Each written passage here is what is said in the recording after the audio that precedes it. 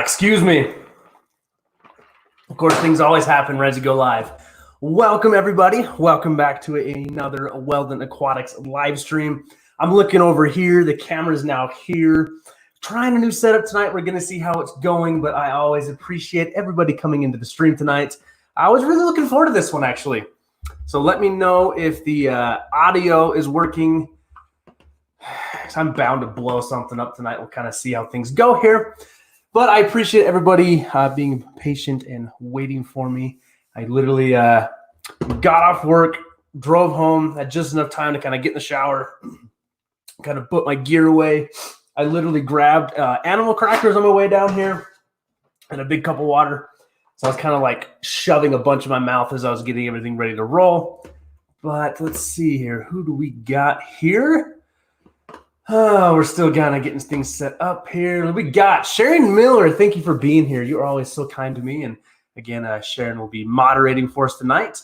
And Mariah, I think I'm saying that right. I know it's Aquatic Monkey Business. I've added you to the moderator team.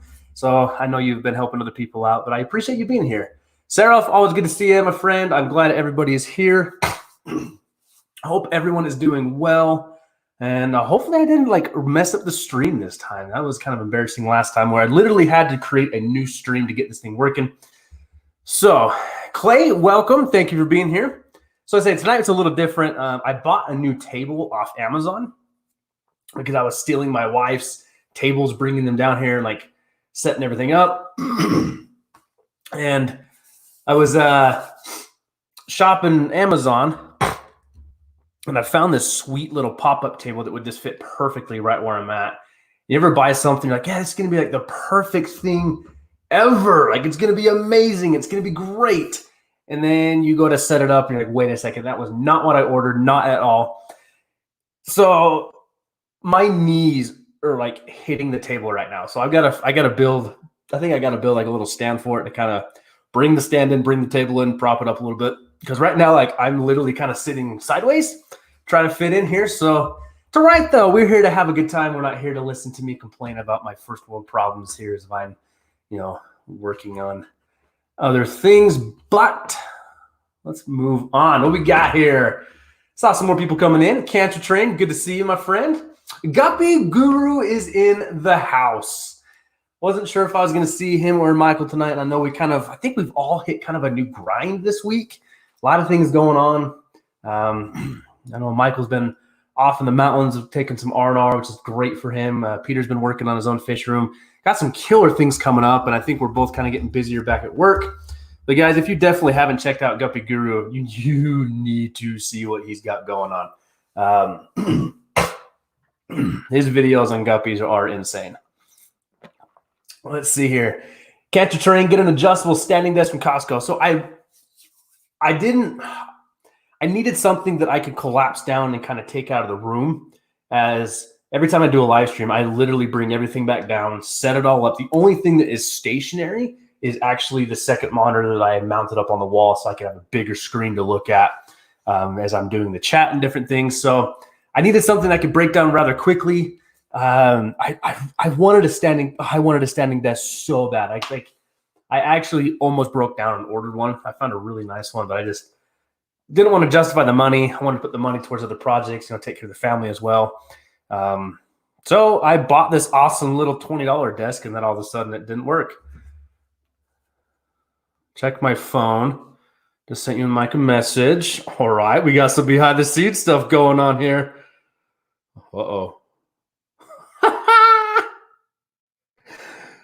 Peter, we'll need to talk. We definitely need to talk, my friend, because that is an awesome accomplishment. I'm not going to spoil it for you.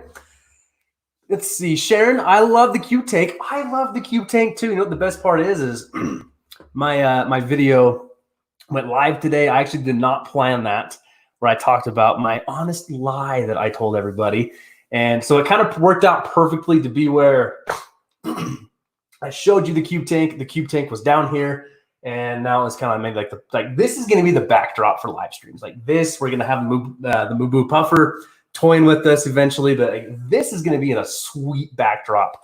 And this is why I wanted my live stream station where it's at is I wanted this and this right here. Like that's what I wanted to see, because I really thought about setting up an office upstairs, kind of setting up a live stream station up there. My wife is even like, yeah, we can get you a green screen, different things. But like, I just didn't want to work with a green screen. I'm not that technologically advanced.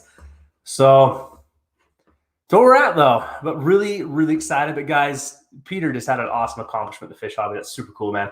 I'm sorry I saw your video before I started, but I'm glad you told me to check that because I'm really happy for you. So what did I miss? Let's see. Sharon says, Trent, I use several different filters, sponge, box, and over the back. See you in a bit. Let's see. Looks like aquatic monkey business. Sponge filters for us here. We have several options, but we keep going back to the sponge filters. For turtles, it's canister filters. So if you can't tell by the stream title, I've been really wanting to get into filters. Talk about filters, discuss filters, show options of filters, and I have video ideas I'm going to make on an actual stationary video talking about filtration, what filters I recommend, kind of what works for me. But tonight I just want to have a fun discussion just all around filters, right? Like I actually want to talk filters, as it's definitely something that we all have. But I also think that filtration, and this is probably going to get me in trouble and taken off YouTube, I think filters are actually the biggest scam in the aquarium hobby. I think we are often misled into buying something we don't necessarily need, or we're misled on the actual information of the filter. So it's one of these things that I see come up often in Facebook forums, group chats. I know me, Peter, and Michael have we've all talked filters. We have our favorites, and I've played with mass majority of filters. Fortunately, in the new fish room here, I'm going to have some new options. We're going to play with the box filter, which it's actually one I've never played with, is a box filter. I know Bay Area Aquatics loves his. Sharon before the stream was talking about how she likes her box filters. And when I first started the hobby, and it was kind of fun too, I wonder if I can find it. Ooh, that may take me a minute, but that'd be sweet. I had a Facebook memory come up on my timeline, or however that works, where it was from 4 years ago, I want to say 4 or 5 years ago. And it was actually of a video of my first 75-gallon tank that was actually my second legitimate tank in the hobby. And it was so funny to see this thing. Because, I have a video I've done on this way when I first started my channel. I was kind of talking about my first tanks and how I liked them. I was proud of all these different things. But like my first 75-gallon tank, just to kind of give you an idea, I had like 6 convict cichlids. I had a yellow lab in there, a red-tailed catfish, which I had no idea what that was at the time, pike cichlid, a massive, or like 14-inch pleco, a common pleco. And these were all fish that were given to me by somebody that my wife knew at the time that was getting out of the hobby. And he kind of became my first contact in the hobby. And so I had no idea, what fish I had. I just thought they were the coolest thing ever. I had a big tank, big fish. And I fell into the thought train of kind of like, I need filters, right? Like I need filters. So let's get on Amazon, look at some filters.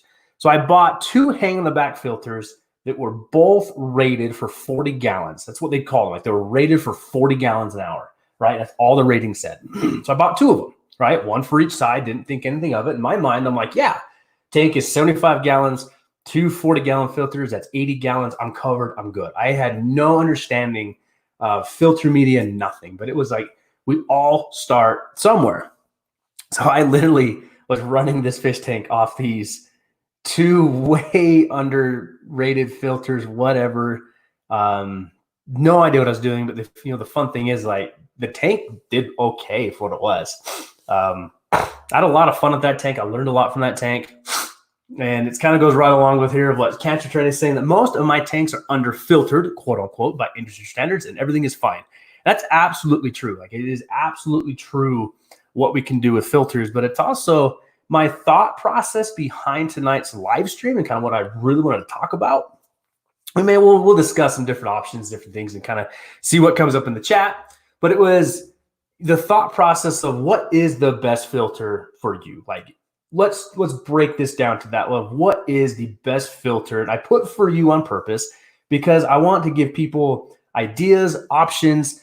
Think about it, is that we all have our favorites, right? Mine 100% hands down is the sponge filter. If you told me that I could only have one filter in my fish tanks for the rest of my life, rest of my career, my hobby, whatever, hands down, I'd pick sponge filters. So simple, so easy to clean. They're just easy to run. They're cheap. But for others, it's going to be the hang on the back filter because it's probably one of the easier things to understand of, oh, I plug this in and water moves. That's something that anybody can understand, right? I plug this in, water moves. I've seen a lot of questions come up all the time of like, how do I run a sponge filter? What do I need to run a sponge filter? And then you get things of like die-hard canister filter users. That's all they're going to use because they claim they're more powerful, they can filter more, but they don't get into the specifics of why do I like that canister filter? And then you get the reef junkies, and granted, I love this type of filtration too. I actually started working on it for the 220 this week, is the sump. Massively used in the reef industry because it's such a unique way to hide all your equipment. That's probably what I'm going to say like the best about sumps is you can hide all your equipment. But like, what is king, right? What is the best filter on the market per se? Like, what's the best style of filtration? And I think I cracked the code to this. So Sharon says, I use Lee's and Gemco box filters.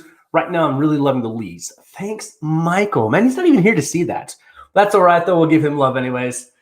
Crown Toe Half Moon, welcome. Hey, Trent. No lurking tonight. Now, me and Crown Toe were both lurking in the Aquarium Co-op live stream last night. A lot of fun. I catch him when I can. But anyways, like I said, though, I think I cracked the code to what the best filter is. And the way I'm going to start this is you get let's say you have a friend. You get this friend into the hobby, right? They get their first fish tank. So you start setting them up. And we can have a whole other discussion on tank size. And that's a fun one. That's a really fun one, actually. But the way I describe to people is the best filter is the one you're going to clean, right? Like the best filter is the one you are going to maintenance. Now, what do I mean by that, right? Like everybody says, so when I first started this hobby, first got into this, it was one of those things of like, yeah, you like the tank comes with the filter, you put the filter on, and then we're good, right? We don't have to do anything else. Okay, wrong. Like it's going to need some cleaning, maybe some maintenance, right? We now know you can add sponges and polyfill and ceramic rings. But there's so like that gets so confusing. But if you start it with what are you actually going to maintenance, then we can move into the better, maybe some different features of each filter, some different things like that. But that's what I have always described to people that ask me questions of like, yeah, I want to set up a new tank, right? I got the tank, I got this pump.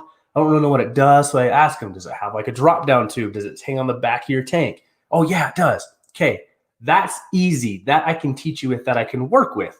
But it's one of those things of we always push people into the direction. I'm guilty, hands down, I'm guilty of this. I'm going to push people in the direction of like sponge filters are the best. I love them. Here's why. But if I can start that conversation with, I like sponge filters because they're so easy to maintenance. We're good, right? Like, but if you get into, but how do you teach somebody that? How do you teach like what the best filter is, or how do you get that, portray that across without scaring somebody?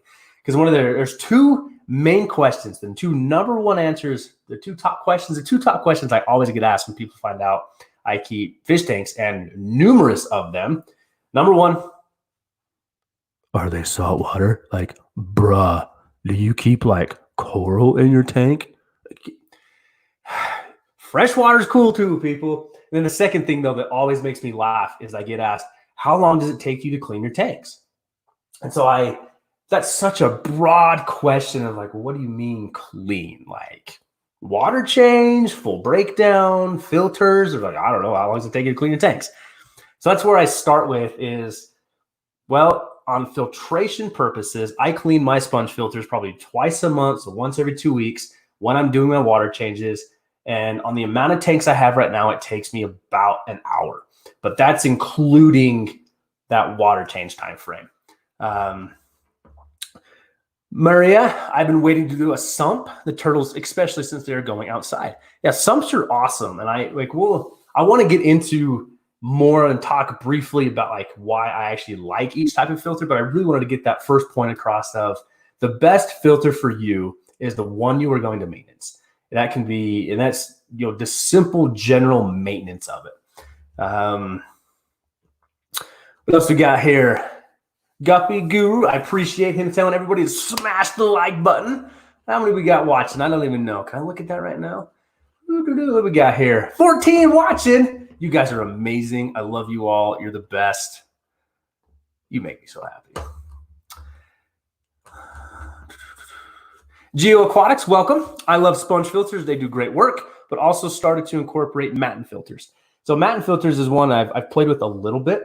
So Matan Filters is one of those really unique filters that it's actually kind of the same material a sponge filter is, but it takes up like the back wall of your tank, basically. So it's one giant sponge filter without it being a round. Really unique applications. I like Matan Filters because, again, if you want to put things like a heater in, maybe some crushed coral in a bag, some different things, like you can actually hide that behind the Matan Filter. I got really tricky one time and I started growing duckweed behind the Matan Filter. Kind of an accident. It was meant for goldfish, but it was kind of a really cool way to, like, I was hiding the duckweed so it wasn't out everywhere.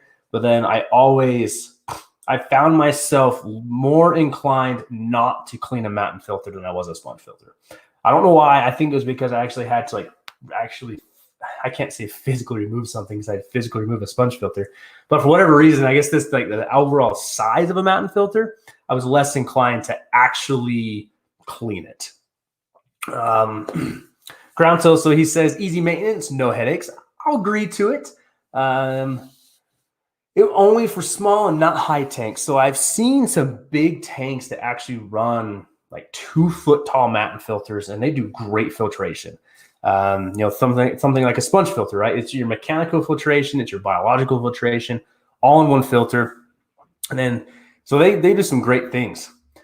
Cancer Train just bought a house and need to set up my fish room. Leaning towards Zis filters for now, or plumbing all the tanks together and having a big sump.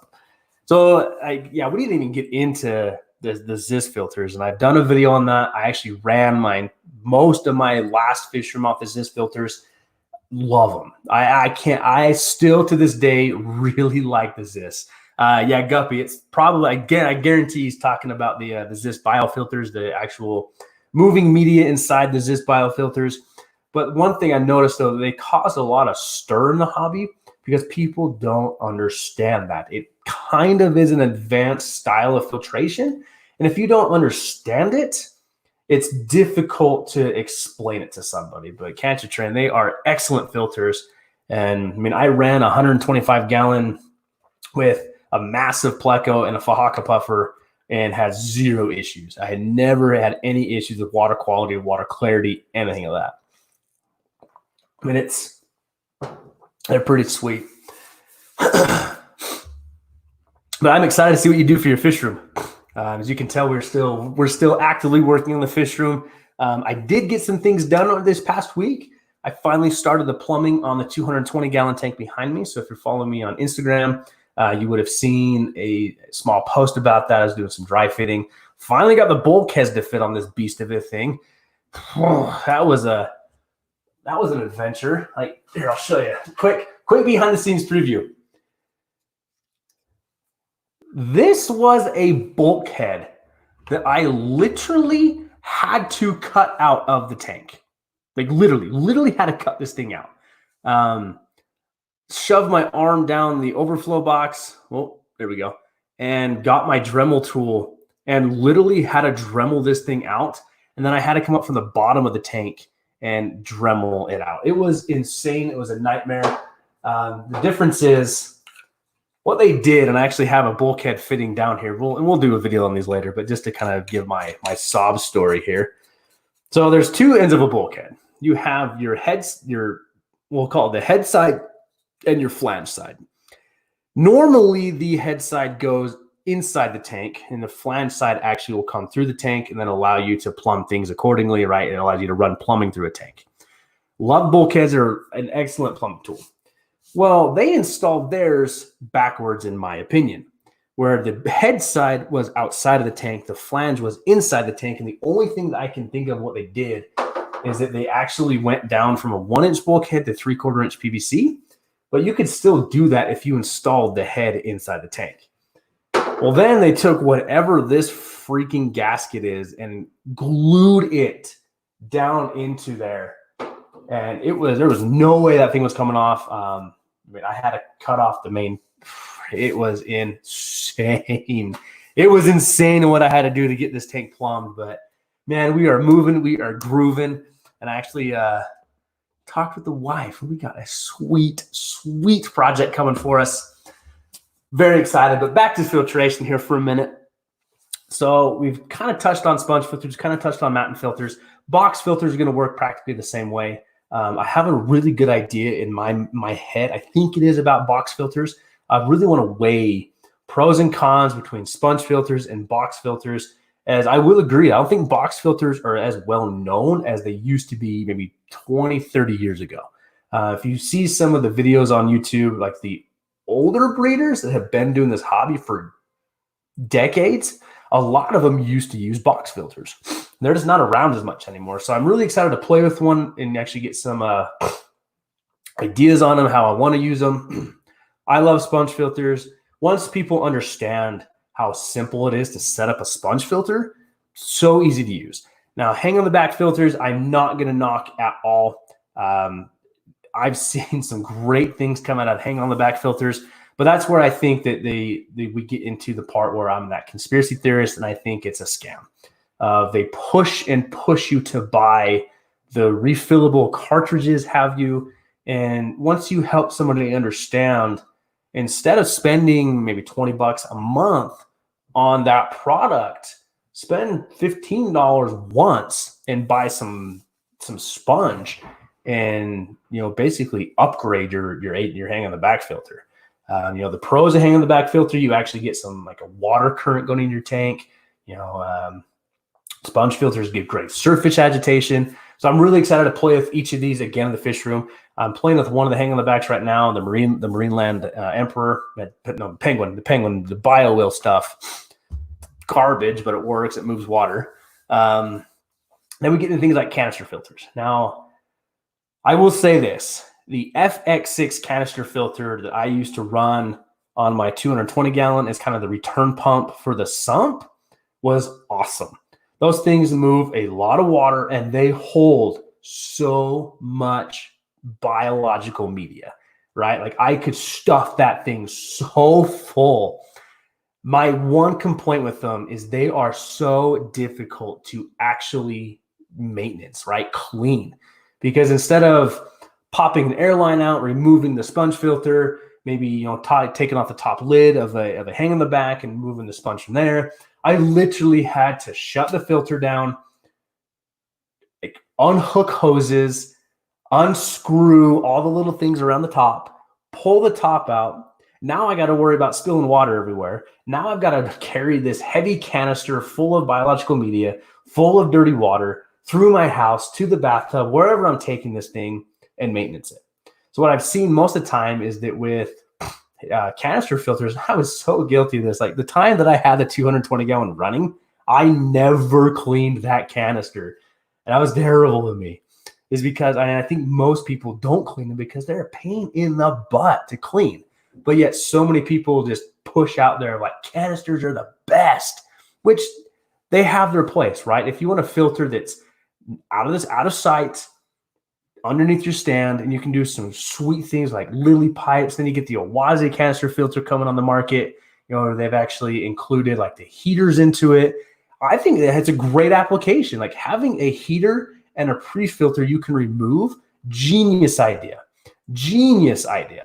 But I still think that so many people get a canister filter thinking that they can filter massive amounts of water, which they can, but then they forget about it because it's kind of that out of sight, out of mind thing. And then I love sumps, absolutely love sump filtration. I have a 75 gallon tank underneath this 220 that's going to be a sump. And I think sumps have a place in the freshwater hobby.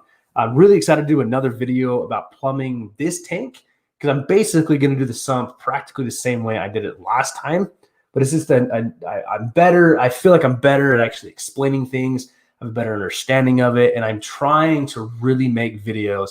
As a very wise fish keeper by the name of Guppy Guru once told me, make the videos that you wish you had when you started the hobby. So there's all these videos out there of like plumbing sumps. They're out there, and I've watched so many of them. That's kind of where I learned my knowledge of how to plumb a sump. But then once you actually do it, it's you've done it, right? You get that hands-on experience of it. But I always seek to explain things in a way of, this is how I did it, and this works for me. But I want you to then be able to apply it to your needs, right? Like I want you to be able to maybe take that portion works for you, this portion works for you, scrap the rest and utilize it to your fish room or whatever application you have. All right, what do we got here? Kind of been ignoring the chat. Ooh, Crown Tail, man, you dropped me a ton of comments. What do we got here? Let's warm this up.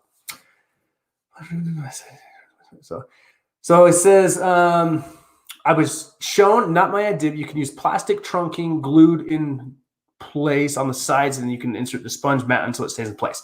So that is a common way to do the Matan filter, is you can actually take like plastic or glass, glue it to the sides of the tank, so you make kind of an insert when you're actually going to put the foam in, so it stays in place much easier.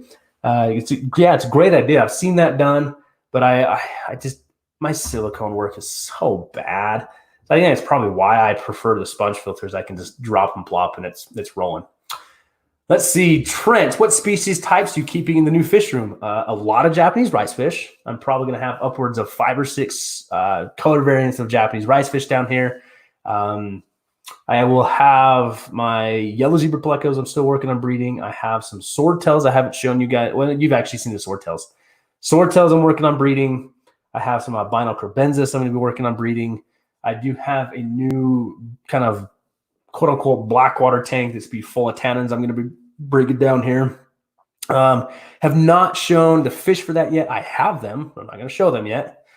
And then I think odds and ends, we'll kind of see what comes along, right? We'll kind of see what comes to me. I do have a live bear I haven't shown anybody.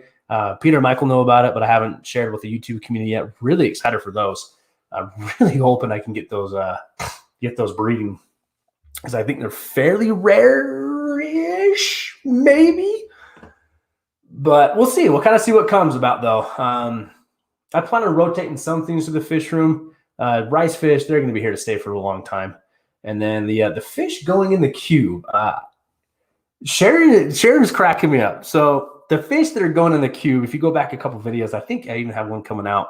I have a towel over the tank hiding them right now. I've had them since March. Jeez, what month are we in? February, March. So I've had them for, hang on. I have notes. I don't want to give false information. Here we go. Yes, so I've had them since the beginning of March. Kind of a risky move I did with them, so I wanted to make sure that they were healthy, good, and they're growing great, they're doing great. Now I'm just going to select out maybe like the 6 or 7 that I actually want to keep and get this tank set up. So my next coming up project for next week is going to be finishing the plumbing on the 220, then get the plumbing done on a 60-gallon cube here. Then I can start like really moving fish down here, because my parts to finish the auto water change system should be here this weekend. The airline's done. It's like we're moving. We're definitely moving. Let's see. Crown Tail, is it good? But if you have to add charcoal for it, use that. Let's see. So I think you're talking about using charcoal as a filter to filter out any chlorine. Let's see. I keep seeing people use chlorine water directly in water changes and then add the chlorinator. When fish that have issues to water change. So I currently use the chlorinator. So actually, I probably blow up the internet of how I do my water changes. I do probably close to, if not 100% water, like 100% water changes on some of my fish tanks right now. That's because they're so heavily stocked, and I'm just have to put so much food in those tanks. It's like my 55-gallon right now that has all the fish that are going to the 220. I drop a pump in there, pump water out, hook up my Python, and refill the same time I'm pumping. So that way it changes over a lot of water. Then when I'm done, I actually add my dechlorinator in. And it's worked for me. It has actually worked for me. Now, saying that, I also kind of watch and pay attention to what's going into my city's water the best I can. So I have some idea of how much chlorine's in there, chloramine, but I've never had a problem doing it that way. Now, on the fish room down here, everything's going to be on an auto water change, and I'm going to have things run through a carbon block. It's actually set up with like a 5-micron filter. I'm going to have a 1-micron filter, a sediment filter even before that. And the carbon block is actually rated to take out chloramines and chlorine. So it's kind of, in the long run, it's a cheaper option because I can replace one filter probably every year for like $20 versus burning through bottles of the chlorinator. That's just me personally. This is kind of what works for me. I love my auto water change systems. I'm a lazy fish keeper, but I know like Michael and Peter, they still do their water changes manually. They like Prime. I think both are using Fritz or have used Fritz, and they don't have issues. So there's kind of different things around there. But William Jansen, welcome. Sounds like you're doing it wrong with the FX6. Use a smaller tap to empty the same as a water change, then carry the empty box and clean aside. That is an option. So he makes a very valid point, actually. The FX6 filter, Fluval did design a water change application with it where you can actually hook up a separate hose to the bottom of the filter. But I still like to get in there and actually clean the sponges in there and different things like that. So I just, with nothing in there to actually like rake the sponges, I really liked taking the canister out, squeezing the sponges and all that kind of a thing. Barry Aquatics, welcome. Good to see you, man. Hope you're doing good. Been taking some sweet, sweet pictures lately. Sharon, years ago, I had a 55 gallons, an undergravel filter, and an HOB. They worked great. I had Gold Severn, Discus, Angels. They got huge. Loved that tank. I think undergravel filters have a place in the tank, and it's something I've always wanted to play with.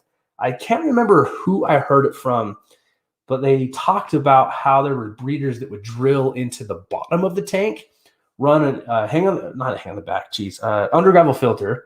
So everything would get sucked down to the bottom of the tank, and then to kind of release that crud, they would open up a ball valve, drain water from the bottom of the tank. So it's kind of something I've always wanted to try. I just never have. That makes sense. Kind of one of those things. Let's see here. Ibubro. I'm probably saying that wrong. Yo, what's up from New York? Welcome. Good to have you here. I hope you're well out there. I know things are crazy out in New York. Absolutely. Let's see. Sharon, thank you so much. Everyone take a minute to leave chat and hit the like button. Smash that like button. You guys, you know what, though? I have to say, definitely 17 people watching. You guys are the best. I've received so much support lately on the channel, and I cannot thank you enough. We're growing quickly. So, I mean, we're over 1,500 subscribers now. You guys are the best. I cannot thank you enough for all the comments you leave me, the support you leave me. It makes me want to keep doing this. It really does. Like, it's so much fun when I get to share these with people and actually help people, I guess. But it's also just fun to share my passion with people. And everyone's been so good about it. You guys are amazing. Michael, I'm going to teach you the real way to cut hair. You just don't have any. I mean, you just take clippers, you throw on there, done. I can't say that. Nevea, welcome. Have you thought about adding some at the start and the rest at the finish? So I believe you're talking about, when I'm talking about my water changes, of actually adding it. If I'm wrong, leave me another comment, correct me. So I believe you're talking about adding some dechlorinator in when I start and then adding more when I finish. I have thought about that. But the reason I don't is, in my mind, it's just going to get pumped out faster than it would have a chance to actually dechlorinate the water. So it kind of probably would be one of those kind of peace of mind things of a placebo effect of, oh, I added dechlorinator, like my fish are going to be okay for a minute. But it's kind of one of those things of like, it's probably so wrong textbook, but street smart, it's worked for me. Like, I haven't killed any fish doing it this way. I'm very careful to match water temperatures, I actually prefer to go like 2 to 3 degrees cooler. My water changes. Let's see here. Michael says, I haven't used Fritz. I mainly use Safe. It's cheap. So that's a very good point. I know that Safe comes in the big bottle. I believe you did the video about, getting the little measuring spoons, different things. It's a lot to figure out, and I'm not mathematically inclined. But I know how long we've been going for. 35 minutes? Yeah, we had a decent conversation about filters and kind of moving on to different things here. Let's see. Crown Tail. Hey, Trent, I did not realize you have a beard. Well, I wouldn't call it a beard. Like, let's be honest. It looks like I took a Sharpie and drew things across my face. I mean, the thing is, like, this is literally probably like 2 weeks of me not shaving. So don't call it a beard. No. This is my peach fuzz on steroids, and I can't even say that. When I get working like 10 days in a row, 14 days in a row, I don't shave. It's bad.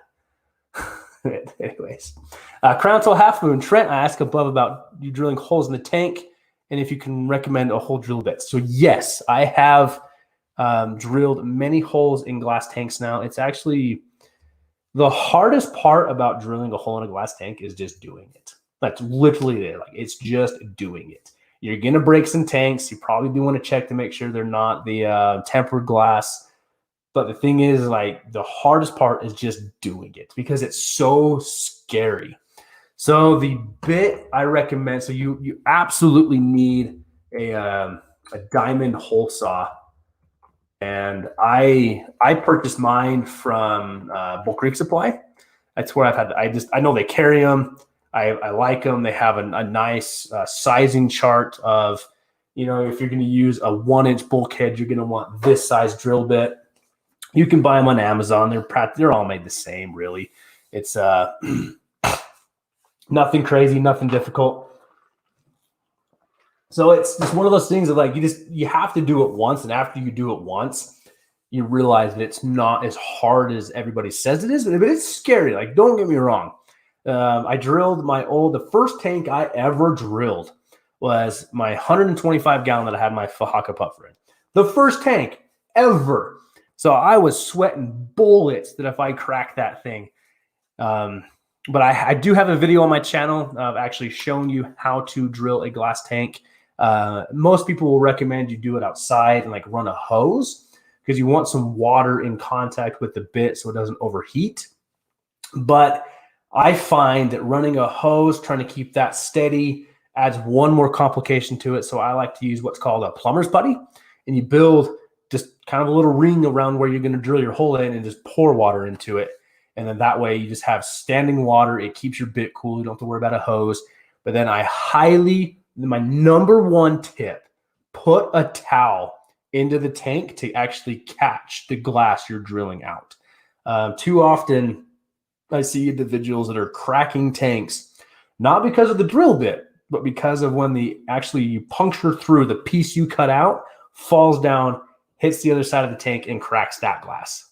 So people will say put tape where you're drilling so it kind of catches that, but more often than not, you're actually going to drill through the tape or tape it or rip it off. So I just put a towel underneath there, catch it, never had an issue with it. Barry Aquatics, you're digging the scruff, huh? Well, my wife is not, and I'm getting to that point of, like, it's so itchy. But I also really want to shave everything off and to show up to work with a mustache. But I doubt it. Nevea, yes, water changes with a reference, and I want my haircut like yours. Well, Walmart sells these awesome hair clippers for like $10, and I literally throw on the 1/4 inch, 1/8 inch, and just go to town, my friend. It's one of those things. I do it every week. If I don't, now they're like 100% on the topic of, like, haircuts. The issue with my haircut is if you don't do it, I call it clown hair. Because it all grows in one length. And anyway, so I basically cursed myself for life that I can never grow my hair back out. But I save on shampoo, so there's some definite win-win situations going on here. Crown Tail, yeah, Trent, I agree with your method to have the water filters to save cost on the chlorinator. That's what I was referring to. So it's something I did in my previous fishing as well, the actual carbon block, and there's some different things too. I know I've seen. I think the Zawa tanks did it. Michael, you have to remind me if you did one or not. I think it's like an RV water filter, but it's actually a carbon block that you can attach to the end of a hose. So you could technically like attach it to the end, let's say like a Python, and run water through that and dechlorinate basically as you're filling your tank back up.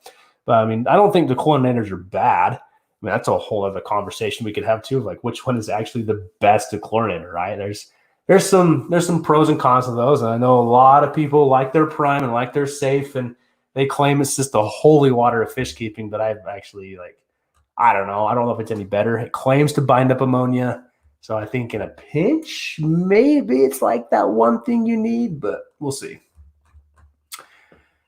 Man, I'm at the bottom of the chat. That never happens. Everyone gave me a hard time about that the other day. What do we got going on here? So yes, if you're just coming into the live stream, I want to thank everybody, and especially those who are going to watch this afterwards. Like, again, the support that everybody gives me is just incredible. So if you're just coming to the live stream, though, we started off talking about filters and kind of what my recommendation is for the best filter for you.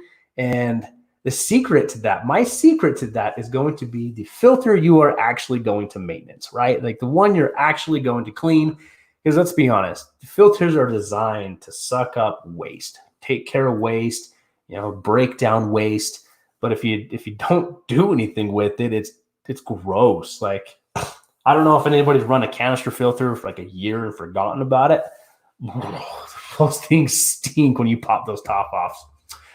Sharon, I had one of those. It blew black carbon all in my tank. You must be talking the RV one. I'm skeptical on them. I've never tried one, so I can't say I've personally tried it. I know Tazawa Tanks kind of did a little video on one. I've kind of seen them running around, but I don't know. I have a hard time with them.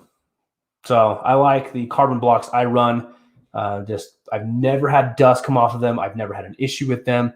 And I have a video coming out this week, I think. Is it Monday?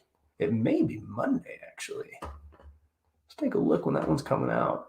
The videos that are on my auto water change are starting. So yes, Monday is the first official video that will be coming out in regards to my my auto water change. So kind of excited for that one. Those ones are fun to make. Again, kind of one of those things if I really wanted to explain to people how I did it, why I think it's easy, and then, give them the opportunity to hopefully, break that down further into what they actually can do, what fits for them, what works for them, all that kind of a thing. All right, what else we got here? Trent, so Crownso Half Moon, do you think you can do a DIY Zis filter? I could, but I won't. They've been done before. I mean, granted, okay, that's a dumb thing to say. Everything that I've done is never really an original idea, right? Maybe I've adapted it to my way, kind of a thing. But I think the hardest part about the DIY Zis filter is actually buying the media for the filter. So that's the thing. Is like people see these Zis biofilters and they're like $30, but what they don't understand is that's actually a really good price versus buying your own media that you would need to run that filter. It is stupid expensive, hard to come by sometimes, and then sizing it to kind of where it's actually going to fit your bottle and different things. And personally, I think they're an eyesore, way worse than my sponge filters are. So it's not on my plans right now because part of that is I don't know where I would really put it. I mean, I have the air. I absolutely have the air. As you know, that Aquarium Co-op sponsored my fish room, upgraded my fish room. We got the new air pump from them. So I definitely have the air to run one. And then that's the actually other hard part about that too, is when you DIY one of those Zis filters, the moving bed filters, excellent for biological filtration, probably like the top thing for biological filtration, but it's actually having an appropriate air pump to run it. I did a video, I think it's called It Will a Whisper Power the Zis, talking about that I actually used the Tetra Whisper 10 air pump and try to run a Zis filter off of it, and it just doesn't push enough air to really get the medium moving. So it's DIYing, it's not the hard part, but it's the cost into it of getting what you need actually for that. Let's see. Nevea, dang, magneto chambers getting really yucky up in the HOBs and very difficultly all the way cleaned out. So Bay Area Aquatics had a really good, I don't know what kind you're using, didn't say, but Bay Area Aquatics did a really good video about his aqua clears and cleaning those. But I will say, but I will agree with you, that's one reason why hanging the back filters are never going to go away in this hobby, right? They're never going to go away in this hobby. But actually maintaining the propellers and the impellers, how would you say that? Like the motor of them, that's where the difficulty of them come into. It's easy to maybe maintenance the media, the sponges, and different things like that.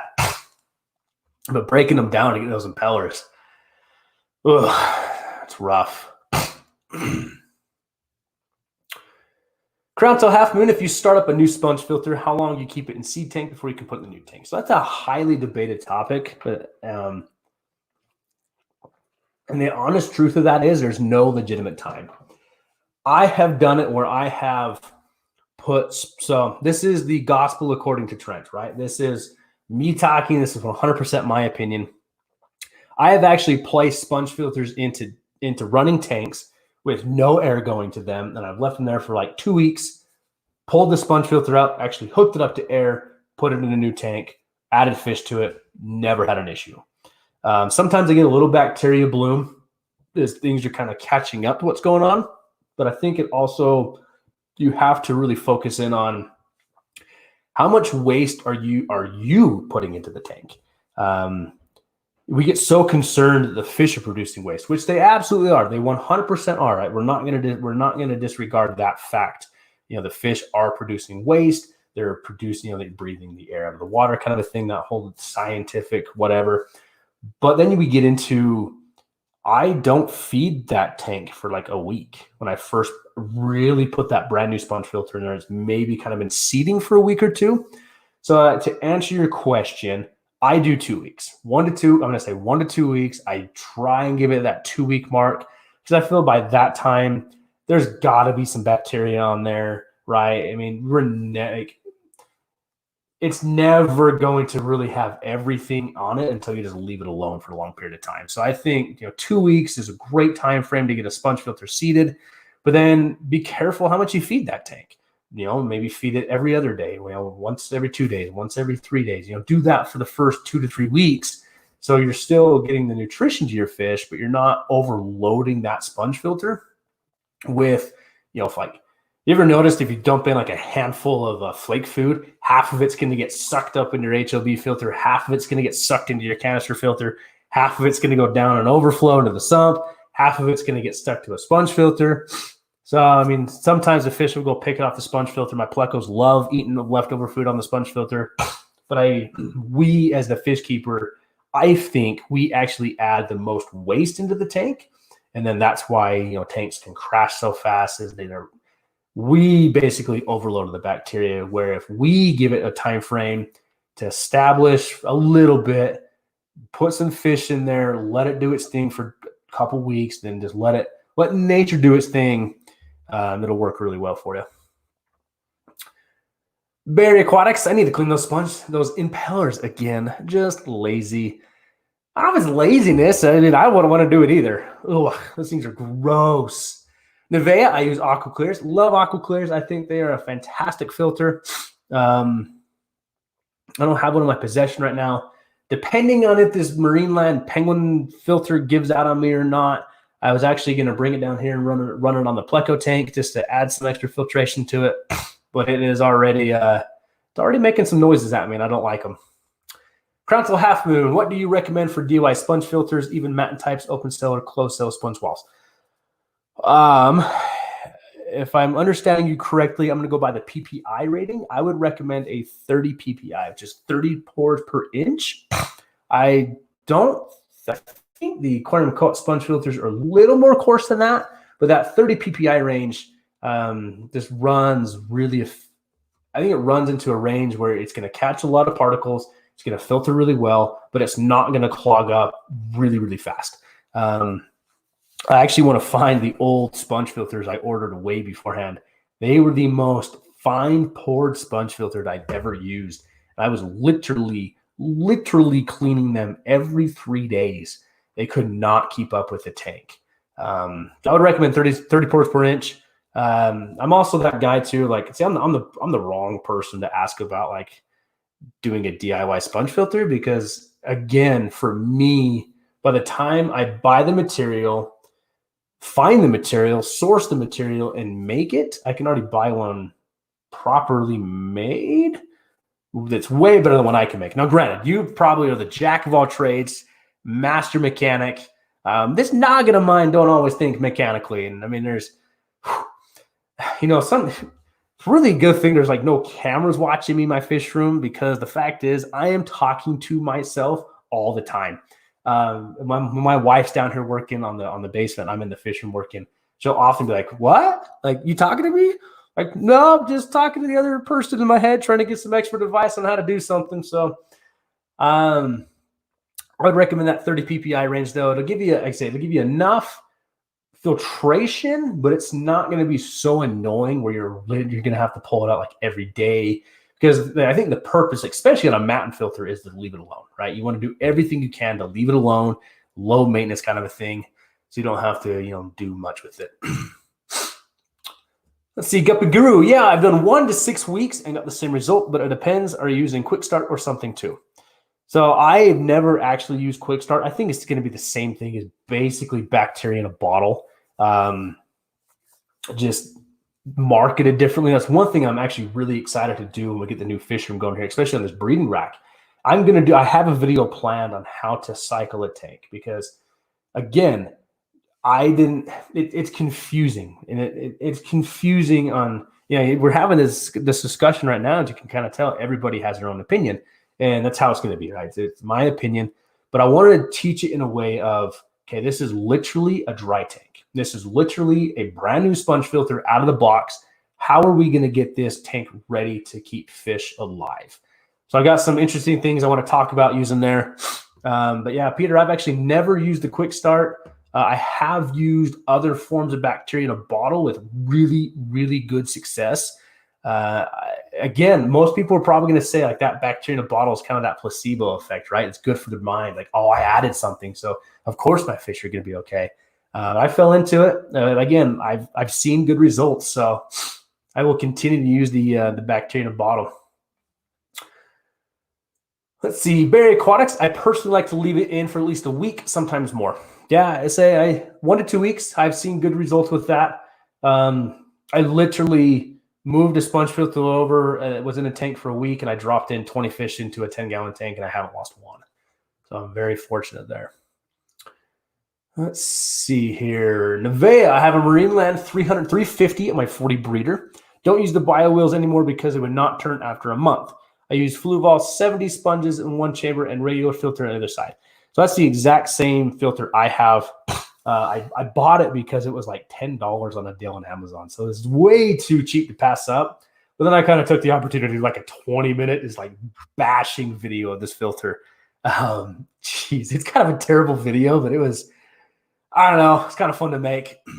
But I agree with you. My bio wheels are not spinning right now.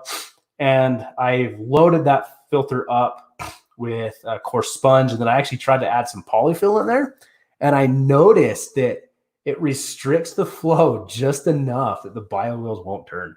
So that bio wheel development was garbage. I'll still say it to this day. Those Marineland Penguin filters are garbage, but it moves a lot of water. It was $10 and it's still working. So it's adding some extra benefit to that 55-gallon tank right now.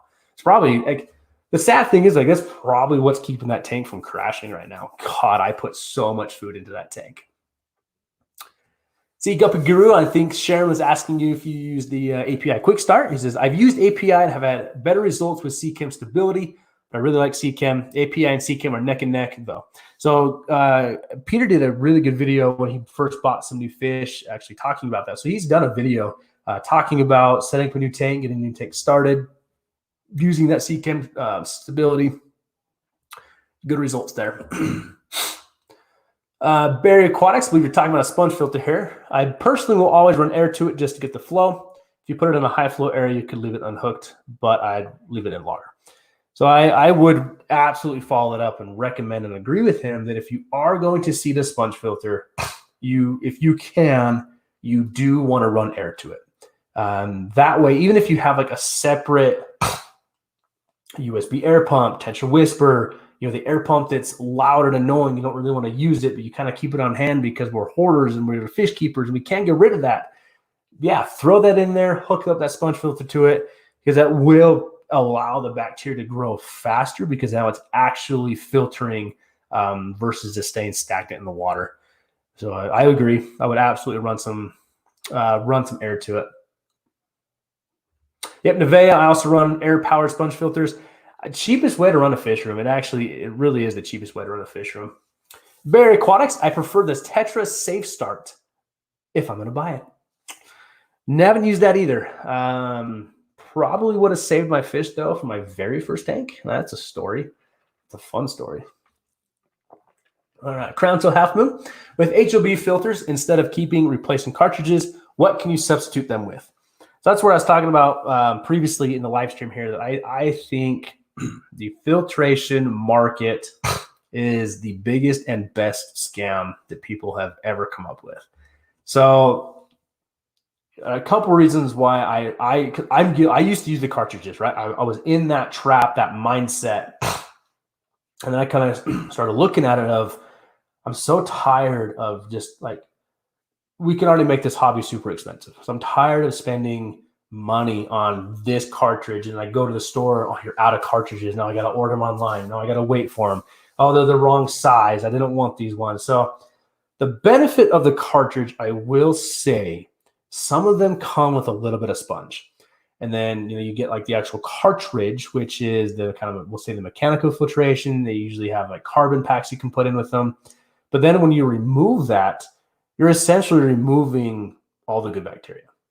So I would recommend replacing it with some Matan filters, some Matan foam, coarse Matan foam, the filtrate, geez, what I'm trying to say here, the sponge, the coarse sponge, the foam, whatever you want to call it.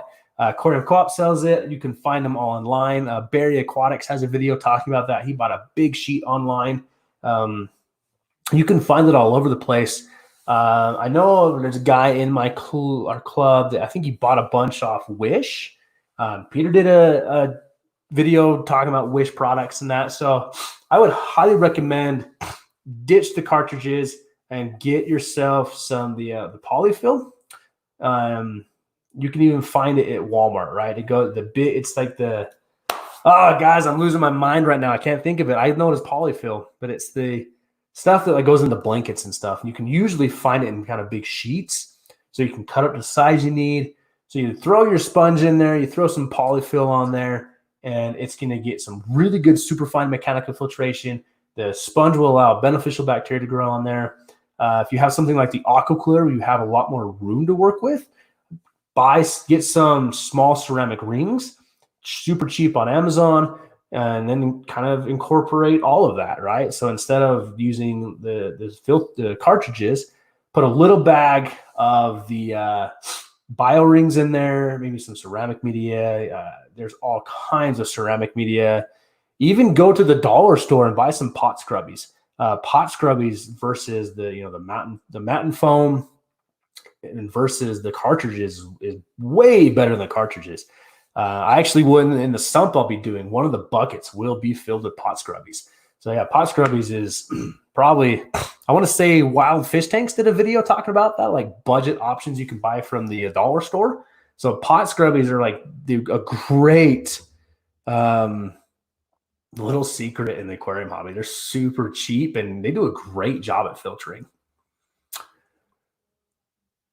Yep, so I think Neve beat me. Let's see here. Hey, Neve beat me to it in the crafting department of Walmart or crafts where you can find polyfill.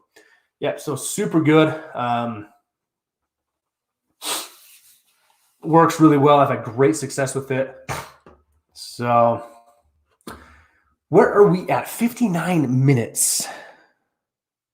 Ooh, we got some secret messages going on between the think tank. So excited. Really excited to watch the video Peter sent me. I saw what it's about. Super excited. He's got some cool things going. All right, I think we're going to get close to wrapping it up here. I'm hungry, tired. I actually haven't seen my kid or my wife today. Got home from work, came straight down here to hang out with all of you beautiful people. But I love doing this. Absolutely love doing this.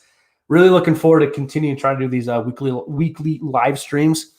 And unfortunately, with my work schedule, I don't have set dates. So you're probably going to see it where it's like, hey, you just streamed like 2 days ago. You're correct. But if you look on a calendar from Sunday to Saturday, I'm going to try and fit it in one of those days. So if anybody has a couple last questions you want to throw in or anything, we can chat for a few more minutes. I will say I am starting a new project Sunday. I know it's crazy. I've already got so many projects going on here in the fish room, but we're actually going to take a break from the fish room for a day and start working on something new, which I'm so excited that I'm going to get to do this. The wife's on board with it. As I kind of proposed it to her, she thought about it. We've actually talked a lot today about it and came up with some sweet ideas for it.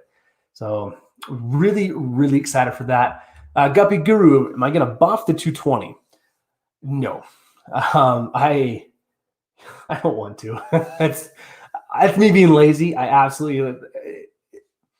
thought about it before it was downstairs, but my plan right now, this is just kind of algae buildup and a little bit of sand, I think. So my plan right now is I have one of the big mag floats for acrylic, and it has the nice scraper blade.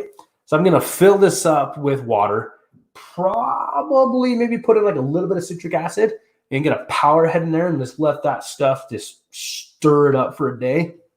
And then come down with that mag float and just scrape off as much as I can.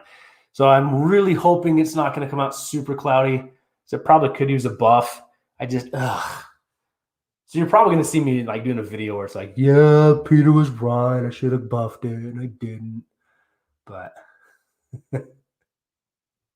Crown Tail, you are right. This is my fish family. That's why I'm happy to do this. And my wife supports me in this. And so I always love my time. That's why I wanted the live stream setup. I wanted to do these more often. I really, really enjoy talking with fellow fish nerds.